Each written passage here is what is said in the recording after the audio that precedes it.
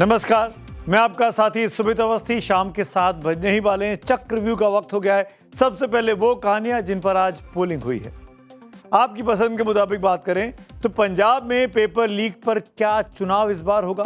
पंजाब में आज paper leak पर प्रोटेस्ट पॉलिटिक्स जमकर मची है। क्या वहां का पेपर आउट हो गया है? इस खबर को 19% लोग देखना चाहते हैं। आगे इस पर विस्तार से बात करते हैं। यूपी में वोट के अपने अपने राम हैं। किसका बनाएंगे काम? इस खबर को 23% लोग देखना चाहते हैं। पंजाब के बाद यूपी की राजनीति भी अब गरमाने लगी है। चुनाव जो सर पे आ गए हैं। वहीं पीओजेके में मुनीर की पिटाई, पाक सेना की कैसे शामत आई? इस खबर को 26% लोग देखना चाहते हैं। आगे 7:28 पर इस खबर पर डिटेल से पूरी रिपोर्ट पीओजेके से आपको दिखाते हैं। और जिस खबर को आज सबसे ज्यादा दर्शक पसंद कर रहे हैं वो है संसद में इस्तीफा वर्सेस माफी, बुलेट वर्सेस पैलेट पॉलिटिक्स। कौन सच्चा कौन झूठा, ये स्टोरी आज 32% लोगों की पहली पसंद बनकर उभरी है। और जैसा कि हमारे इस कार्यक्रम का नियम है, जिस खबर को सोशल मीडिया पर सबसे अधिक वोट मिलते हैं वही चक्रव्यूह की लीड स्टोरी होती है। आज भी ऐसा ही है।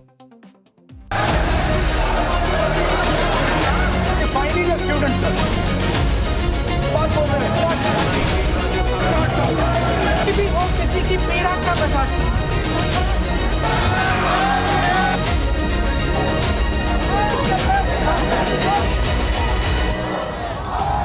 The Home Minister authorized the shooting of our students, sir. सदन में सीसीटीवी कैमरे लगे हुए हैं। आप बता दीजिए कहां देखा कि गृह मंत्री जी पुलिस वालों से बात कर रहे थे? एसडीएम ने कहा हुआ तो इनको बोलना चाहिए ना कि एसडीएम ने गलत किया, एसडीएम को सस्पेंड करो। अमित शाह वहाँ क्या बोलने के लिए उधर थे क्या? अचानक मतलब पुलिस ने लाठीचार्ज किया है, तो इसी तरह के आरोप लगाना बिल्कुल ठीक नहीं है। पैलेट गन या टीयर गैस किसके आदेश पर चले? तो जिसके आदेश पर चले उसको होम मिनिस्टर पर कार्रवाई करें। राजनीतिक प्रतिष्ठा उनका क्रेडिबिलिटी बच नहीं गया। ये सीजनल पॉलिटिशियन है। कितनी बुरी तरह से उसको मारा गया, पीटा गया, प्रहार किया गया, उन पर गोलियां चलाई। इसकी जिम्मेदारी कौन लेगा? अकाउंटेबिलिटी कौन लेगा? सवाल तो मुझसे है कि वो कहते हैं कि जवाब दे, चर्चा करे, पर वो करते नहीं है। कह रहे हो कि हमने नहीं चलाई, तो गोली कहां से आई? आसमान में से आ गई क्या? बच्चों को पैलेट गन लगी हुई है। राहुल गांधी जी का व्यवहार तो सब दिन से विरोधी दल के नेता का जो व्यवहार होना चाहिए उसका कभी पालन नहीं कर। इस वजह से अनआर्म्ड प्रोटेस्टर्स बच्चे के ऊपर आपने पैलेट गन्स, लाठी और इंजरीज की।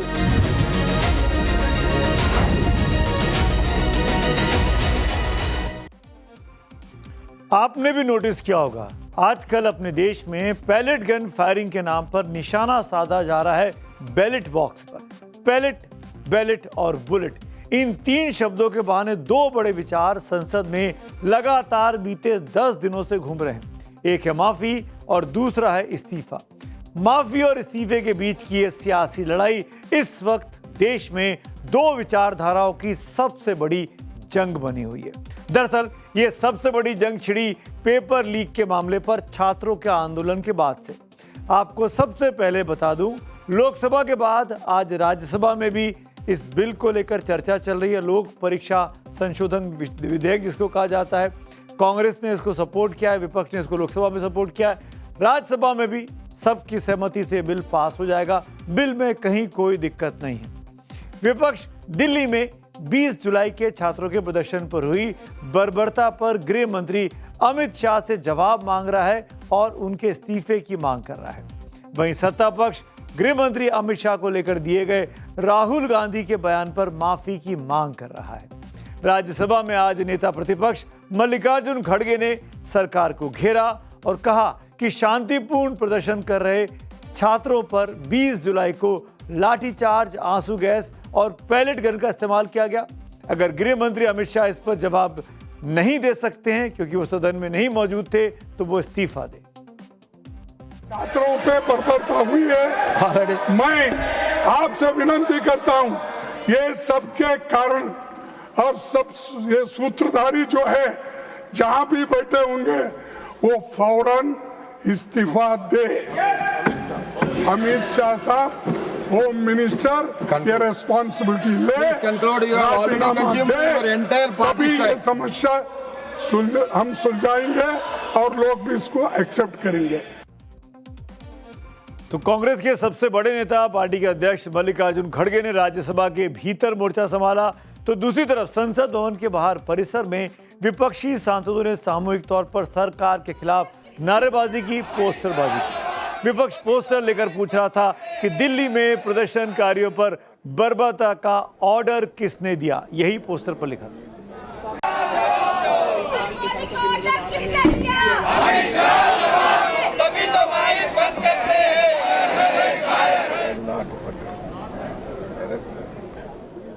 अमित शाह जवाब दो, कायर हैं, इस तरह की नारेबाजी संसद भवन के बाहर तमाम विपक्षी सांसद लगाते दिखाई दिए। राज्यसभा के भीतर खड़गे पूछ रहे थे कि लाठियां और पैलेट गन क्यों चली, किसने चलाई। संसद के बाहर विपक्षी सांसद पूछ रहे थे कि ऑर्डर किसने दिया। तो वहीं सत्ता पक्ष पूछ रहा था कि राहुल गांधी माफी कब मांगेंगे। वो बार-बार कह रहे हैं कि माफी नहीं मांगूंगा मैं। माफी उनको मांगनी पड़ेगी। आप इस तरह से झूठ नहीं फैला सकते और आप इतने गंभीर आरोप किसी पर नहीं लगा सकते, तो माफी तो उनको मांगनी पड़ेगी। अभद्र गलत मानसिकता के व्यक्ति हो, जिनको बड़े छोटे का, जिसको पद की गरिमा का कोई मतलब नहीं, और पार्लियामेंट के फोरम को आप गलत तरीके से उपयोग करना चाहिए। जानता है कि किसने आदेश दिया है, किसके इशारे पर, और अगर इसी दिल्ली में अमित शाह जी के बिना नॉलेज के अगर मजिस्ट्रेट पैलेट गन चलाने का आदेश दे रहा है, तो मुझे लगता है गृह मंत्री जी को स्वतः आगे आकर के कुर्सी छोड़ देनी चाहिए। और ये कहना कि मैं माफी नहीं मांगूंगा, इससे क्या प्रतीत होता है कि कई बार माफी मांग चुके हैं, अदालतों में जाकर माफी मांग चुके हैं और अब भी मांगनी पड़ेगी। मंत्री ने सदन के अंदर कह दिया कि फायरिंग हुई ही नहीं है। और बताइए, आप बताइए तो उस लड़के जो राहुल जी आपके सामने लाए थे, उस लड़के को, उसके पूरे शरीर में पैलेट्स कहां से आई? विपक्ष संशोधित परीक्षा बिल पर भी अब सवाल उठा रहा है। विपक्ष का तर्क है कि सरकार पेपर लीक रोकने के लिए सिस्टम में बुनियादी सुधार करने की बजाय केवल सजा और जुर्माना बढ़ाने पर जोर दे रही है। वहीं कॉकरोच जनता पार्टी यानी सीजेपी ने भी बिल पर अब सवाल खड़े किए हैं। सीजेपी का कहना है कि सरकार सजा बढ़ाने की बात कर रही है, लेकिन पेपर लीक रोकने के लिए पुख्ता कदम नहीं उठाए जा रहे। सरकार पेपर लीक होने के बाद क्या होगा ये बता रही है, लेकिन एनटीए के रिफॉर्म्स की बात नहीं कर रही है। सीजेपी प्रवक्ता आशुतोष रांका ने कहा कि जब तक पेपर लीक रोकने के लिए कदम नहीं उठाए जाएंगे, तब तक समस्या का हल नहीं निकलेगा। तो जब तक आप स्ट्रक्चरल इश्यूज सॉल्व नहीं करेंगे जिन कारण पेपर लीक हो रहे हैं, तब तक पेपर लीक रुकने वाले नहीं हैं। चोट लगने के बाद मरहम लगाना एक बात है, लेकिन चोट ना लगे इसके लिए आप क्या कर रहे हैं, उस बारे में इस बिल पर कोई बात नहीं थी। तो एक तरफ सीजेपी ने बिल पर सवाल उठा दिए, तो दूसरी तरफ प्रदर्शनकारियों पर हुई बर्बरता के खिलाफ राहुल गांधी डटकर खड़े हो गए।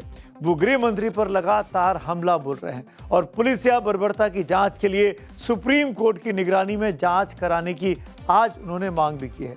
राहुल गांधी ने एक्स पर एक वीडियो पोस्ट किया है।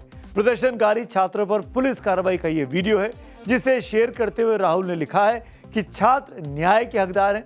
हमारे छात्रों के साथ बर्बरता की जांच के लिए उच्चतम न्यायालय की निगरानी में एक स्वतंत्र हाई पावर कमेटी का गठन किया जाना चाहिए। पैलेट गन के इस्तेमाल को लेकर आज सुप्रीम कोर्ट में भी सुनवाई हुई है। पूर्व आईपीएस अधिकारी यशवर्धन आजाद और 2 पैलेट गन से घायल प्रदर्शनकारियों ने कोर्ट से इसके इस्तेमाल पर यानी पैलेट गन के इस्तेमाल पर बैन लगाने की मांग की थी, लेकिन कोर्ट ने इस पर पूरी तरीके से बैन लगाने से फिलहाल इनकार किया। हालांकि कोर्ट ने केंद्र सरकार से ammunition logbook, weapon records, CCTV footage, body cam के फुटेज और ड्रोन रिकॉर्डिंग सुरक्षित रखने के निर्देश जरूर दिए। क्या इस तरह का पैलेट गन इस्तेमाल कभी भी किया जा सकता है मेटालिक पैलेट्स के साथ एक शांतिपूर्ण प्रोटेस्ट या भीड़ को डिस्पर्स करने के लिए? ये एक सवाल कोर्ट के सामने है। उसके लिए हम उम्मीद करते हैं कि यूनियन और एनसीटी जो डॉक्यूमेंट्स हैं जो उनके पास हैं और उनके हैं, वो अदालत के समक्ष रखेंगे। जंतर मंतर पर धरने के बाद शिक्षा मंत्री का इस्तीफा हो गया। संसद से नया परीक्षा बिल भी लगभग पास हो गया, ये माना जा सकता है। लेकिन दिल्ली में प्रदर्शनकारियों पर चली पैलेट गन का सच आज भी धुंध के पीछे छुपा हुआ है। पैलेट गन किसने चलाई, पैलेट गन क्यों चलाई, और सबसे बड़ा सवाल कि इस घातक हथियार के इस्तेमाल का आदेश आखिरकार 20 जुलाई के दिन किसने दिया था, इसका जवाब देने के लिए दिल्ली पुलिस अब तक बचती नजर आई है। लेकिन पैलेट गन के इस्तेमाल पर मचे बवाल के बीच सीआरपीएफ के डीजी ज्ञानेंद्र प्रताप सिंह का एक वीडियो वायरल हुआ है। इस वीडियो में वो अपने जवानों का हौसला बढ़ा रहे हैं और कह रहे हैं कि ड्यूटी के दौरान जवानों के द्वारा लिए गए फैसलों की जिम्मेदारी वो खुद लेने को तैयार है। सभी निर्णयों का और उन सभी एक्शंस का संपूर्ण रूप से बल के प्रमुख के रूप में दायित्व मेरा है। आप अपना काम निर्भय होकर करते रहें। जहां भी जो भी दायित्व लेना होगा वह संपूर्ण रूप से मैं महानिदेशक के तौर पर लूंगा। एक सीनियर ऑफिसर का अपनी फोर्स के साथ खड़ा होना और जवानों का मनोबल बढ़ाना बेहद जरूरी है। इस बीच आज एक सीसीटीवी फुटेज भी सामने आया। ये 20 जुलाई का सीसीटीवी फुटेज है। पुलिस सूत्रों से फुटेज मिला है। इस सीसीटीवी फुटेज में संसद भवन से कुछ कदमों की दूरी पर कई जगह प्रदर्शनकारी बड़ी संख्या में सुरक्षा घेरा तोड़ते नजर आए हैं। महादेव रोड पर पीटीआई बिल्डिंग के पास संसद के पिछले हिस्से की ओर बढ़ने की कोशिश हुई है, जहां पर पुलिस ने लाठीचार्ज भी किया। रेल भवन के सामने रफी मार्ग गोल चक्कर पर भी बड़ी संख्या में प्रदर्शनकारी संसद की दिशा में आगे बढ़ते दिखाई दिए। वहीं सेंट्रल सेक्रेटरीट मेट्रो स्टेशन के सामने प्रेस क्लब के पास बैरिकेड तोड़ते हुए भी भीड़ आगे बढ़ती दिखाई देती है।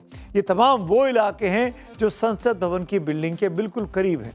सीसीटीवी फुटेज में अलग अलग जगहों पर प्रदर्शनकारियों के संसद की ओर बढ़ने और पुलिस द्वारा उन्हें रोकने की कोशिश दिखाई दे रही है। सवाल ये खड़ा हो रहा है कि ये लोग इतनी करीब तक कैसे पहुंच गए, पुलिस कर क्या रही थी? क्या पुलिस को अंदेशा नहीं था, अंदाजा नहीं था? पहले से उनको रोकने का इंतजाम क्यों नहीं किया गया था? भीड़ पहुंची, उसने भी गलत किया, और पुलिस पर भी सवाल खड़े होते हैं। आखिरकार पुलिस वाले कहां तैनात थे, क्यों उनको इतनी आगे तक पहुंचने दिया? दिल्ली पुलिस अब तक सीजेपी के प्रदर्शन में शामिल 2873 अपराधियों की पहचान कर चुकी है। एक एक प्रदर्शनकारियों के चेहरे को स्कैन किया जा रहा है।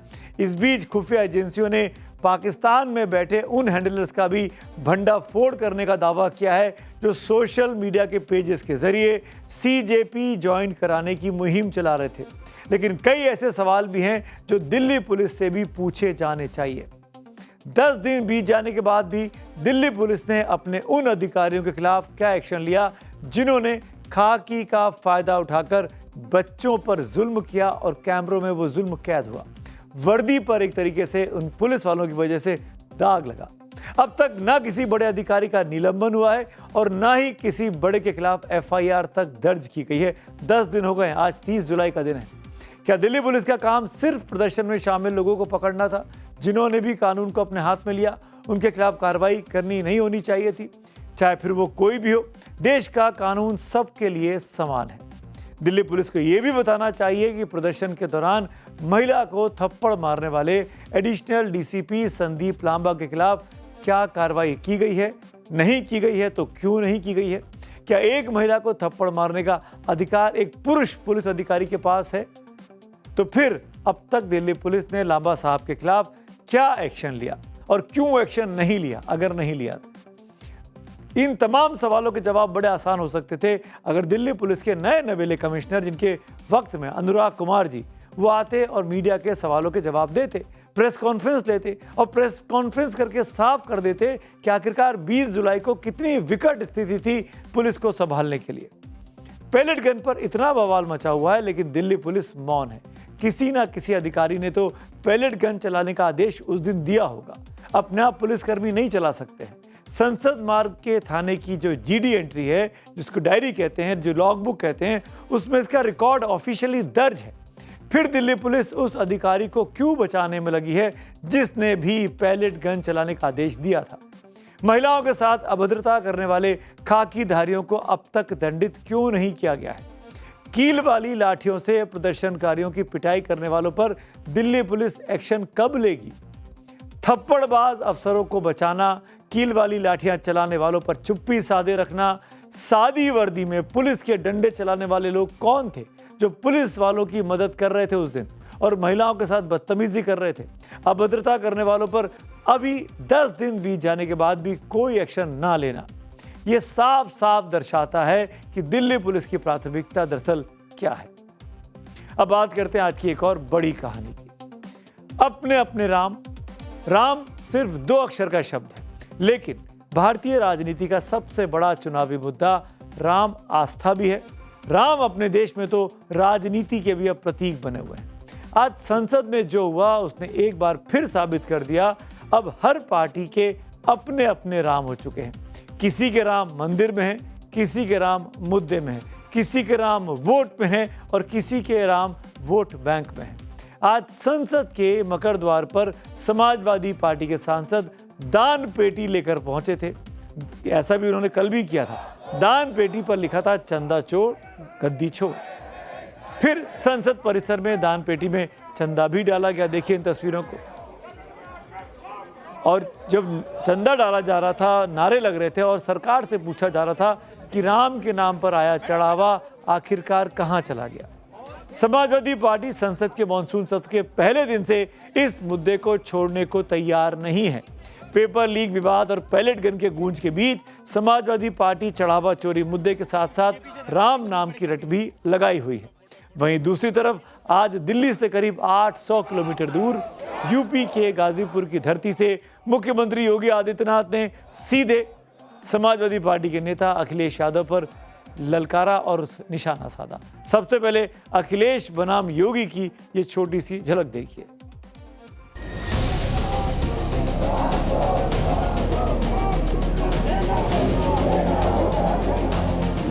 जो दान पात्र को नहीं बचा पाए,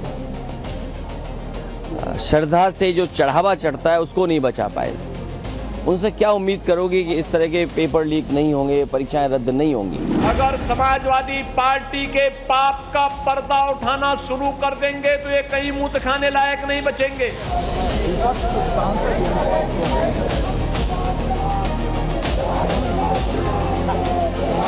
भाजपा वचन नहीं देती, जुमला देती है। ये बहुत ही खतरनाक है और तभी तो कहावत चल पड़ी थी प्रदेश में कि देख सफाई बिटिया घबराई। जो श्रद्धा के साथ खिलवाड़ कर सकते हैं वो हमारे युवा नौजवानों के भविष्य के साथ भी खिलवाड़ कर रहे हैं। याद रखना, बांटने वाले लोग वही लोग हैं जिनके आदर्श बाबर और औरंगजेब हैं।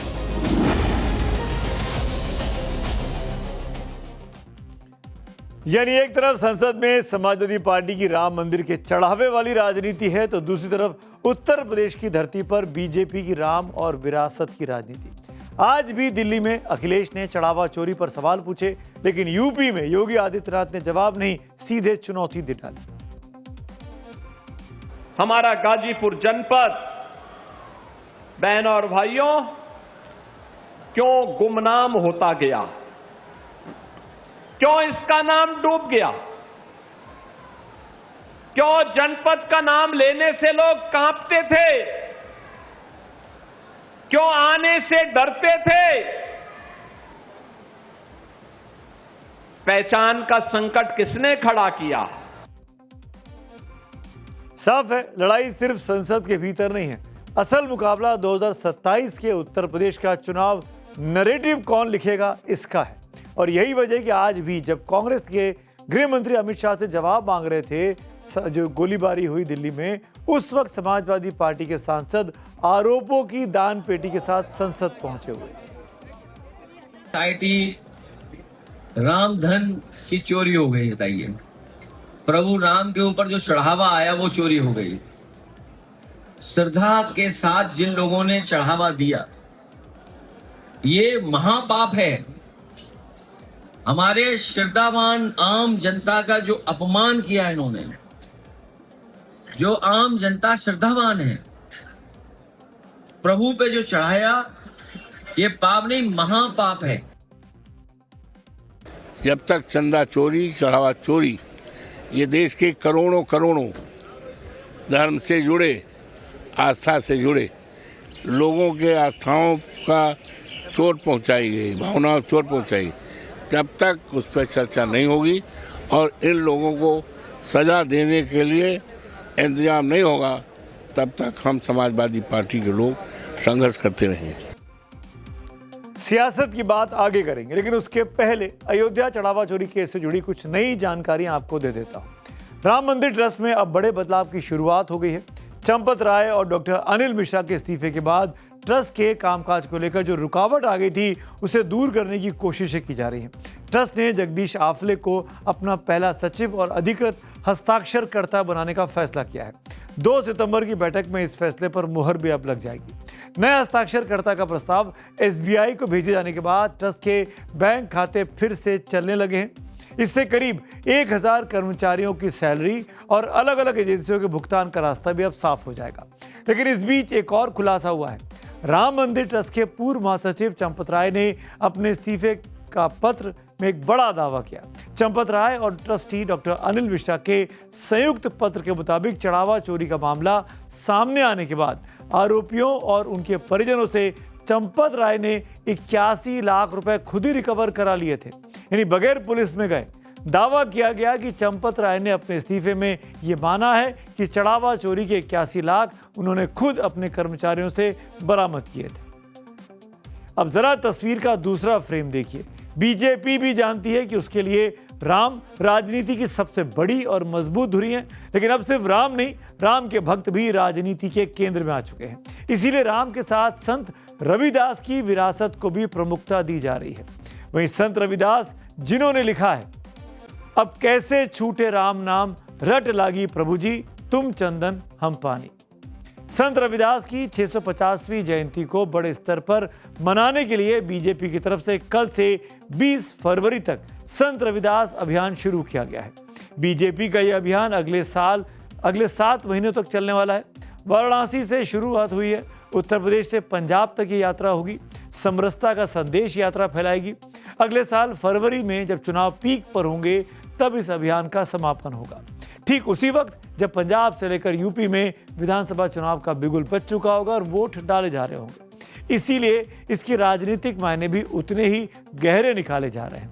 संत रविदास की जन्मस्थली की मिट्टी से भरे 131 कलश पूरे देश में भेजे जाएंगे। इनमें से 104 कलश उत्तर प्रदेश के लिए और 27 कलश और राज्यों के लिए होंगे। देश भर में संत रविदास मंदिरों में दीपोत्सव मनाई जाएगी, गुरुवाणी का पाठ होगा, भजन संध्या और समरसता कार्यक्रम आयोजित किए जाएंगे। 5 अक्टूबर से 5 नवंबर तक जालंधर से वाराणसी तक श्री गुरु रविदास महाराज समरसता यात्रा निकाली जाएगी। अब इसके सियासी मायने भी समझ लीजिए। उत्तर प्रदेश में दलित वोट निर्णायक है। यूपी की लगभग 21% आबादी दलित है। 403 विधानसभा सीटों में से 84 सीटें अनुसूचित जाति के लिए आरक्षित हैं। 2022 के विधानसभा चुनावों में एनडीए ने इनमें से 63 सीटें जीती थी। वहीं पंजाब की अगर बात करूं तो 32% आबादी दलित है। पंजाब की कुल 117 विधानसभा सीटों में 34 सीटें अनुसूचित जाति के लिए आरक्षित हैं। 2022 के इन चुनावों में बीजेपी ने इन रिजर्व सीटों में से कोई सीट नहीं जीती थी। पंजाब के दोआबा इलाके में करीब 12 लाख से अधिक रविदासिया समुदाय के लोग रहते हैं, जिन्हें राजनीतिक रूप से प्रभावशाली माना जाता है। यानी अभियान एक, लेकिन बीजेपी का निशाना 2 राज्यों पर। क्योंकि 2027 की यूपी विधानसभा चुनाव की लड़ाई अब शायद सिर्फ सीटों की नहीं होगी, ये लड़ाई उस बात की भी होगी कि जनता किस राम को स्वीकार करती है, आस्था वाले राम को या राजनीति वाले राम को, या संत रविदास के उस राम को जो ये कहते हैं कि प्रभु जी तुम स्वामी हम दासा, जिनके लिए सत्ता नहीं समर्पण सबसे बड़ा सत्य है। और शायद यहीं से शुरू होती है अपने अपने राम की सबसे बड़ी राजनीतिक कहानी। और अब बात करते हैं आज की तीसरी एक और बड़े डेवलपमेंट की। बात फिर से पेपर लीक की करने वाला हूं, लेकिन इस बार बीजेपी नहीं, उनके सियासी विरोधियों पर पेपर लीक में लिप्त होने के आरोप लगे हैं। मैं अभी बात कर रहा हूं पंजाब में हुए पेपर लीक की घटना की, जहां विधानसभा चुनाव से पहले पेपर लीक के मुद्दे ने सियासी घमासान खड़ा किया है। पेपर लीक पर दिल्ली से जली आग का धुआं पंजाब पहुंच गया है। पेपर लीक से परेशान युवा रोजगार की तलाश में भटकती उम्मीदें और पहली बार वोट डालने जा रही एक बड़ी आबादी पंजाब का चुनाव इस बार नेताओं के भाषणों से कम और जेनजी के मूड से ज्यादा तय होगा।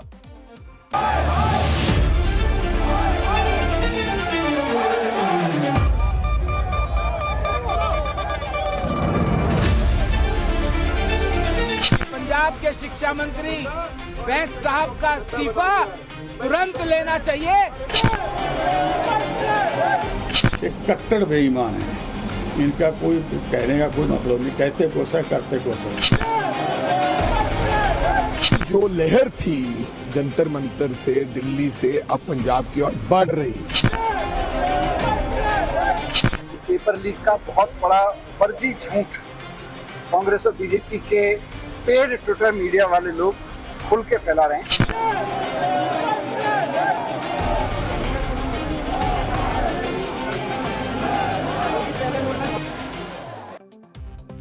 जिस तरह से कॉकरोच जनता पार्टी के आंदोलन के बाद धर्मेंद्र प्रधान का इस्तीफा हुआ, तो क्या जेनजी के हाथ में अब पंजाब की सियासत का रिमोट आ गया है?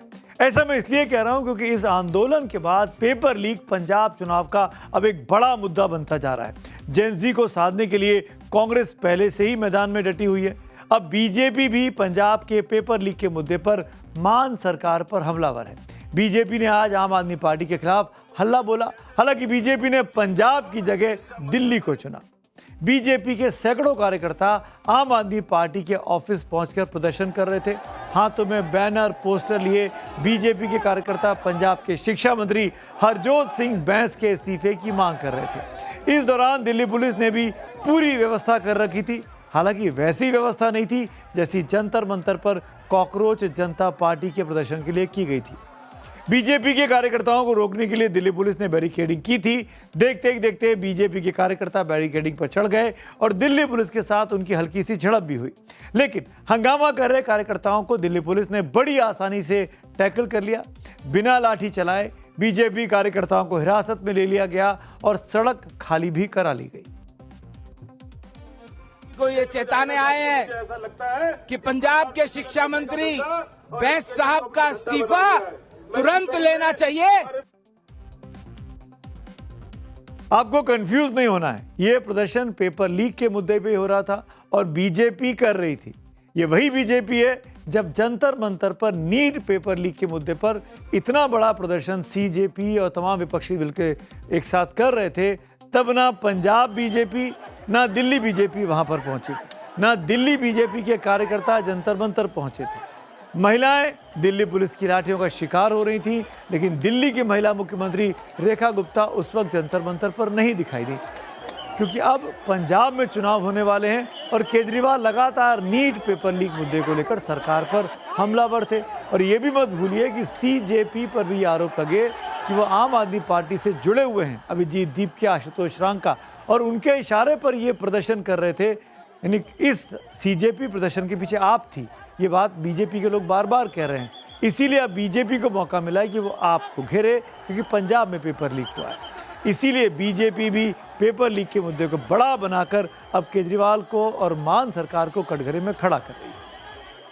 एक कट्टर बेईमान है, इनका कोई कहने का कोई मतलब नहीं, कहते कुछ है करते कुछ है। पेपर लीक हुआ सबको पता है। हेल्थ मिनिस्टर थले आंदा, हेल्थ मिनिस्टर, एजुकेशन मिनिस्टर तुरंत इस्तीफा देना चाहिए। जिंदगी इन्हों ने पेपर लीक करके बेच के किया है, कोई माफी नहीं होगी। ये हरजोत बैंस दी मैडिकल जिहड़ा इन्हां दा हेल्थ मिनिस्टर ओहदा रिजाइन, फिर अखीर च मुख्यमंत्री दी घंटी दबांगे। अब पंजाब में पेपर लीक का मामला है, तो ये कौन सा एग्जाम था? अब आप ये बीजेपी आरोप क्यों लगा रहा है ये भी जान लेते हैं। 19 जुलाई को फरीदकोट के Baba Farid university of health sciences में एग्जाम हुआ था। ये एग्जाम 454 फार्मेसी ऑफिसर पदों की भर्ती के लिए था। इस दौरान कुछ उम्मीदवारों के पास से 27 ब्लूटूथ डिवाइस बरामद किए गए थे। आरोप है कि परीक्षा के दौरान ही प्रश्न पत्र की तस्वीरें बाहर भेजी गई।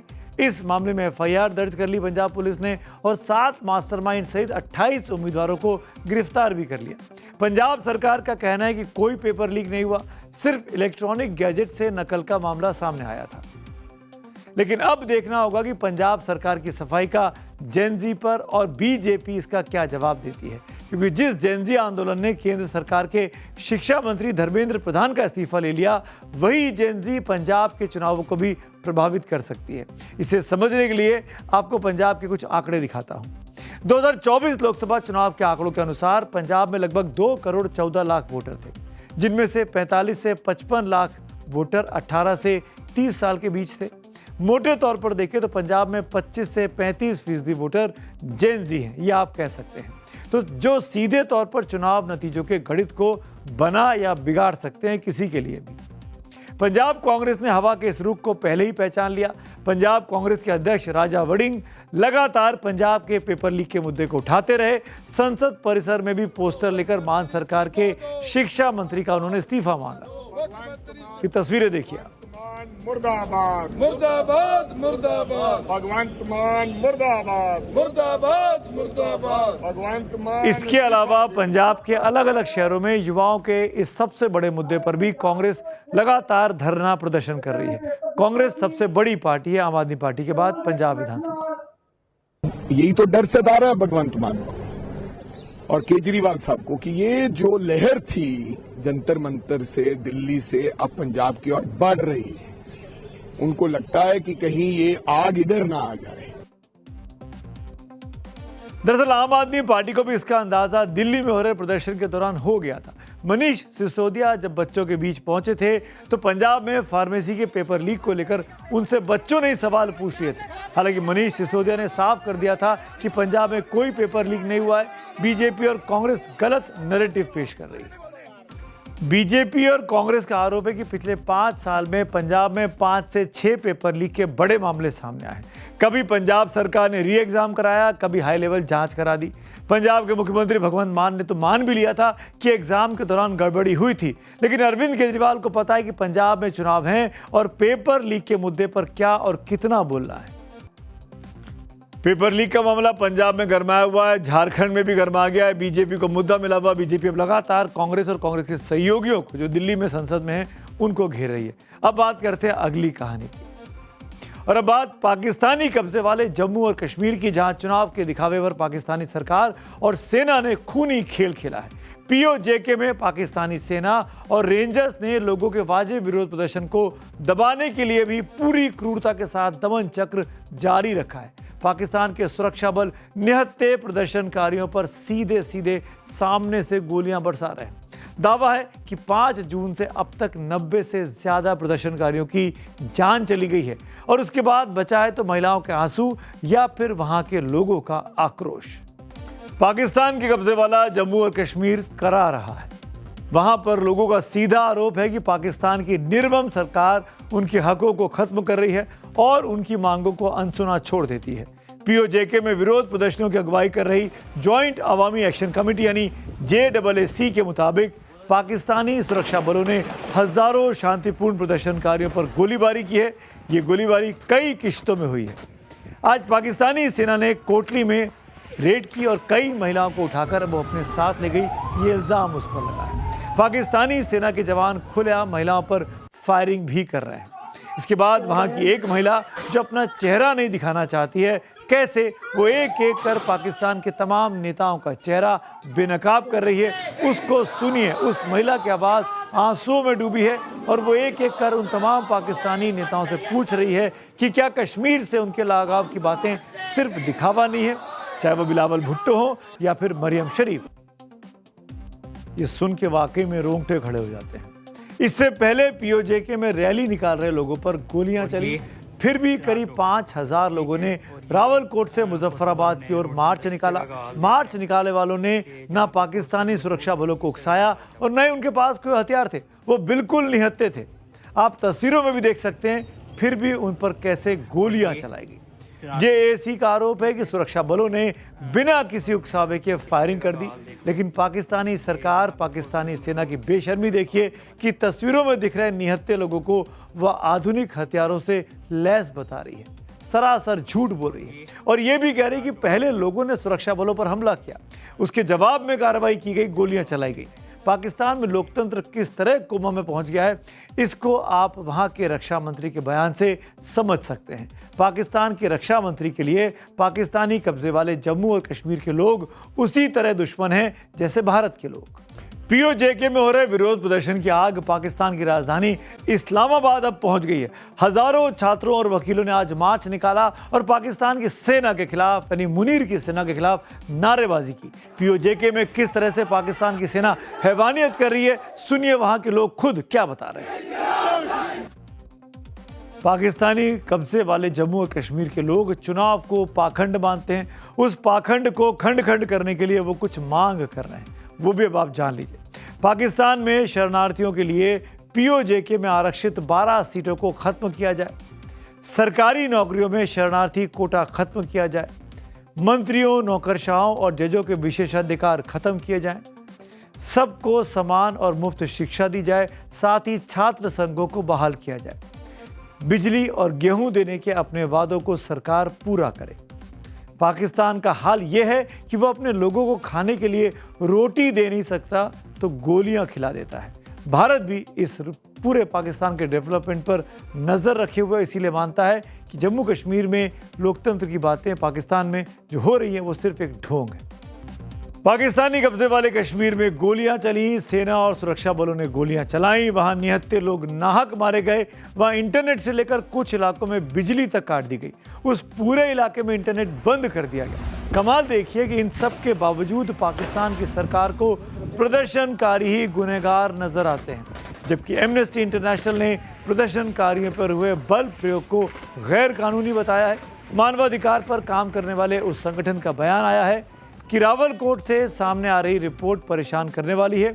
ये सब पाकिस्तानी कब्जे वाले जम्मू और कश्मीर में प्रदर्शनकारियों के खिलाफ पाकिस्तानी अधिकारियों के गैर कानूनी हिंसा के लंबे इतिहास के अनुरूप है। पाकिस्तान ने भले अपनी आंखें बंद कर रखी हैं, लेकिन दुनिया देख रही है कि कैसे 53 दिनों से चले आ रहा पीओजेके के लोगों के विरोध को कुचलने के लिए पाकिस्तानी फौज और सुरक्षा बलों को गोली चलानी पड़ी। लेकिन गोलियों से डरने की जगह लोगों ने प्रदर्शन की तीव्रता और बढ़ा दी, बल्कि अब तो दिन में काम करने के बावजूद प्रदर्शनकारी रात रात भर प्रदर्शन भी कर रहे हैं, नारेबाजी भी कर रहे हैं। जिस आर्थिक शोषण की बात अभी कुछ देर पहले विदेश मंत्रालय के प्रवक्ता का जो बयान सुनाया मैंने रणधीर जायसवाल साहब का, वो कह रहे हैं वो बिल्कुल सही है। पीओजेके की नदियों पर हाइड्रो पावर प्रोजेक्ट चलते हैं, लेकिन उससे पैदा होने वाली बिजली दूसरे राज्यों में भेज दी जाती है, जबकि स्थानीय लोगों को बिजली मिलती नहीं है, या मिलती है तो बहुत ज़्यादा महंगी मिलती है। जहां पंजाब प्रांत को 5 से 10 रुपए प्रति यूनिट बिजली मिलती है, वहीं पीओजेके को ये प्रति यूनिट 40 से 50 रुपए है। उसी तरह आटा, चीनी, दवाई और दूसरी ज़रूरी खाने पीने की चीज़ों की सप्लाई रोक दी जाती है या पीओजेके तक बेहद महंगी पहुंचती है।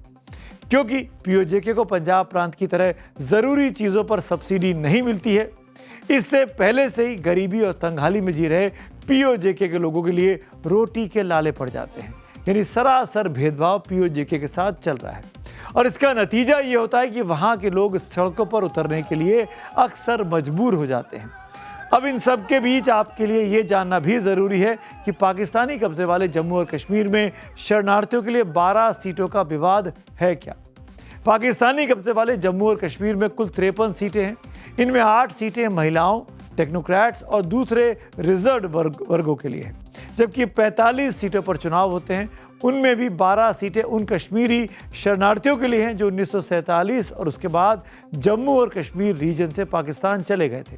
लेकिन इन सीटों के वोटर पीओजेके में नहीं बल्कि पाकिस्तान के पंजाब, खैबर पख्तूनख्वा और दूसरे हिस्सों में रहते हैं।